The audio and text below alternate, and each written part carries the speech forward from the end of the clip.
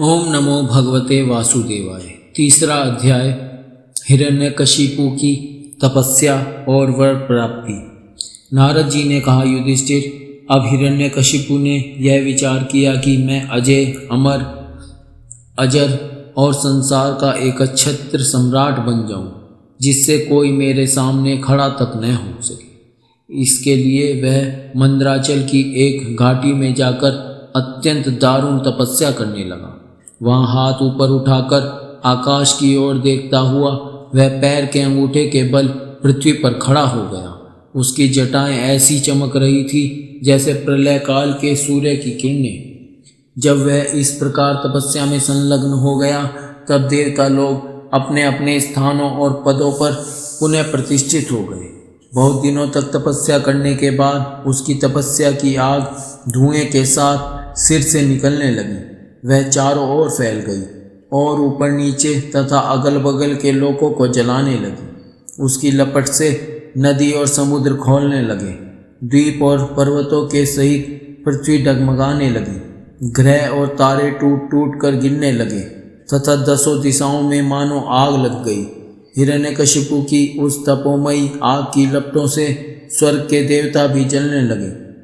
वे घबराकर स्वर्ग से ब्रह्मलोक में गए और ब्रह्मा जी से प्रार्थना करने लगे, हे देवताओं के भी आराध्य देव जगतपति ब्रह्मा जी, हम लोग हिरण्यकशिपु के तप की ज्वाला से जल रहे हैं। अब हम स्वर्ग में नहीं रह सकते। हे अनंत, हे सर्वाध्यक्ष, सभी आप, यदि आप उचित समझें तो अपनी सेवा करने वाली जनता का नाश होने के पहले ही यह ज्वाला शांत कर दीजिए। भगवान, आप सब कुछ जानते ही हैं, फिर भी हम अपनी ओर से आपसे यह निवेदन कर देते हैं कि वह किसी अभिप्राय से यह घोर तपस्या कर रहा है।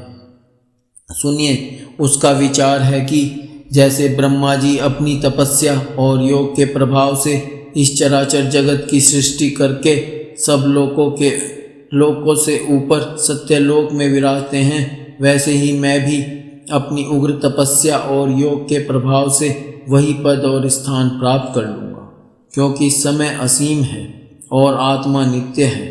एक जन्म में नहीं, अनेक जन्मों में, एक युग में न सही अनेक युगों में अपनी तपस्या की शक्ति से मैं पाप पुण्यादि के नियमों को पलटकर इस संसार में ऐसा उलटफेर कर दूंगा जैसा पहले कभी नहीं था।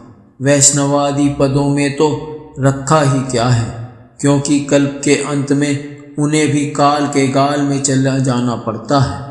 हमने सुना है कि ऐसा हट करके ही वह घोर तपस्या में जुटा हुआ है। आप तीनों लोकों के स्वामी हैं, अब आप जो उचित समझें वही करें। ब्रह्मा जी, आपका यह सर्वश्रेष्ठ परमेष्टि पद ब्राह्मण एवं गौओं की वृद्धि, कल्याण, विभूति, कुशल और विजय के लिए ही है। यदि यह हिरण्यकशिपु के हाथ में चला गया तो सज्जनों पर संकट का पहाड़ टूट पड़ेगा। युधिष्ठिर, जब देवताओं ने भगवान ब्रह्मा जी से इस प्रकार निवेदन किया, तब वे भृगु और दक्ष आदि प्रजापतियों के साथ हिरण्यकशिपु के आश्रम पर गए। वहां जाने पर पहले तो वे उसे देख ही न सके, क्योंकि दीमक की मिट्टी, घास और बांसों से उसका शरीर ढक गया था। चींटियां उसकी मेदा, त्वचा, मांस और खून चाट गई थी।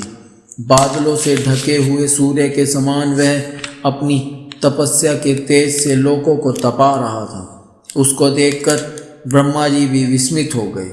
उन्होंने हंसते हुए कहा, ब्रह्मा जी ने कहा, बेटा हिरण्यकशिपु, उठो उठो, तुम्हारा कल्याण हो। कश्यप नंदन, अब तुम्हारी तपस्या सिद्ध हो गई। मैं तुम्हें वर देने के लिए आया हूँ। तुम्हारी जो इच्छा हो बेखटके मांग लो। मैंने तुम्हारे हृदय का अद्भुत बल देखा। अरे, दासों ने तुम्हारी देह खा डाली है, फिर भी तुम्हारे प्राण हड्डियों के सहारे टिके हुए हैं। ऐसी कठिन तपस्या न तो पहले किसी ऋषि ने की थी और न आगे ही कोई करेगा। भला ऐसा कौन है जो देवताओं के 100 वर्ष तक बिना पानी के जीता रहे। बेटा हिरण्यकशिपु, तुम्हारा यह काम बड़े बड़े धीर पुरुष भी कठिनता से कर सकते हैं। तुमने इस तपोनिष्ठा से मुझे अपने वश में कर लिया है। दैत्य शिरोमणे, इसी से प्रसन्न होकर मैं तुम्हें जो कुछ मांगो दिए देता हूँ। तुम हो मरने वाले और मैं हूँ अमर, अतः तुम्हें मेरा यह दर्शन निष्फल नहीं हो सकता। नारद जी कहते हैं, युधिष्ठिर, इतना कहकर ब्रह्मा जी ने उसके चींटियों से खाए हुए शरीर पर अपने कुमंडलों का दिव्य एवं अमोघ प्रभावशाली जल छिड़क दिया। जैसे लकड़ी के ढेर में से आग जल उठे, वैसे ही वह जल छिड़कते ही बांस और दीमकों की मिट्टी के बीच से उठ खड़ा हुआ। उस समय उसका शरीर सब अवयवों से पूर्ण एवं बलवान हो गया था। इंद्रियों में शक्ति आ गई थी और मन सचेत हो गया था।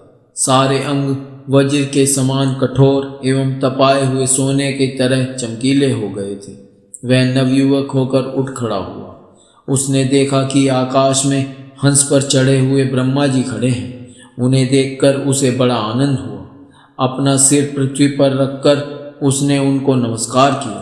फिर अंजलि बांधकर नम्र भाव से खड़ा हुआ और बड़े प्रेम से अपने निर्निमेष नयनों से उन्हें देखता हुआ गदगद वाणी से स्तुति करने लगा। उस समय उसके नेत्रों में आनंद के आंसू उमड़ रहे थे और सारा शरीर पुलकित हो रहा था।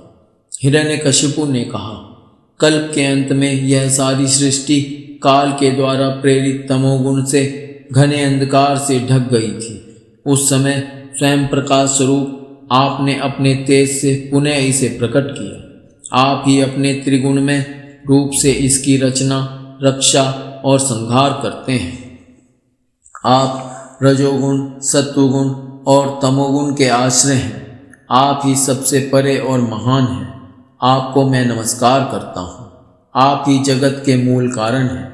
ज्ञान और विज्ञान आपकी मूर्ति हैं।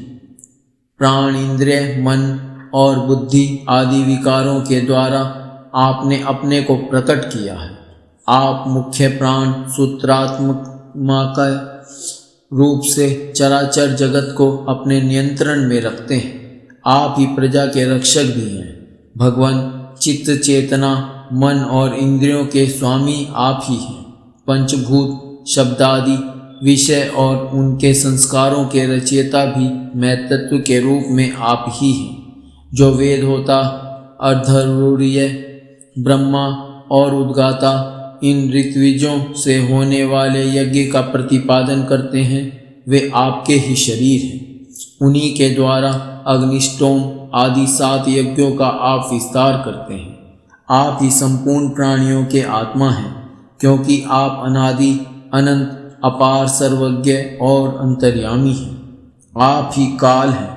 आप प्रतिक्षण सावधान रहकर अपने क्षण, लव आदि विभागों के द्वारा लोगों की आयु छीन करते रहते हैं। फिर भी आप निर्विकार हैं, क्योंकि आप ज्ञान स्वरूप परमेश्वर, अजन्मा, महान और संपूर्ण जीवों के जीवनदाता अंतरात्मा हैं। प्रभो, कार्य कारण, चल और अचल ऐसी कोई भी वस्तु नहीं है जो आपसे भिन्न हो। समस्त विद्या और कलाएं आपके शरीर हैं। आप त्रिगुणमयी माया से अतीत स्वयं ब्रह्म हैं। यह स्वर्णमय ब्रह्मांड आपके गर्भ में स्थित है। आप इसे अपने में से ही प्रकट करते हैं।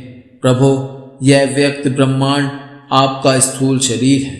इससे आप इंद्रिय, प्राण और मन के विषयों का उपभोग करते हैं, किंतु उस समय भी आप अपने परम ऐश्वर्य में स्वरूप में ही स्थित रहते हैं। वस्तुतः आप पुराण पुरुष, स्थूल सूक्ष्म से परे ब्रह्म स्वरूप ही हैं।